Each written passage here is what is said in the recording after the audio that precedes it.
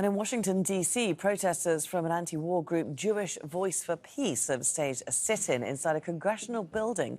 The demonstrators are calling for an immediate ceasefire as the death toll rises in Gaza. Some protesters wore shirts with the words "Not in our name." Patty Culhane has more from Capitol Hill.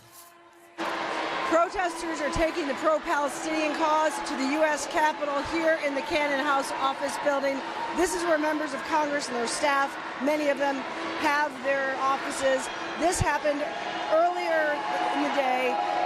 I'd say about 5 dozen, maybe 6 dozen activists wearing T-shirts that say "Not in our name," Jews say a ceasefire now, came into Cannon chanting. They knew they would be arrested. Now, this all started at a protest just a few blocks away earlier in the day. More than 1,000 people of really all faiths came out. But I did talk to one gentleman. He said his grandparents survived the Holocaust, helped build Israel, but now he says he felt the need to come out because he does not believe what the people of his own religion are doing to the Palestinians. I see my job as carrying on their legacy as Jews who fundamentally see their role as standing up for stateless and oppressed people all throughout the world. And I see no better way to do that than fighting for peace and a ceasefire in Gaza today.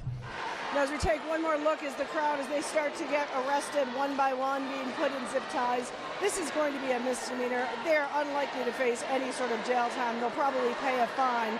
But just to give you a sense of how different this sentiment is from those of the elected officials in these buildings, there was a resolution by one representative asking Joe Biden, the U.S. president, to call for a ceasefire in Gaza.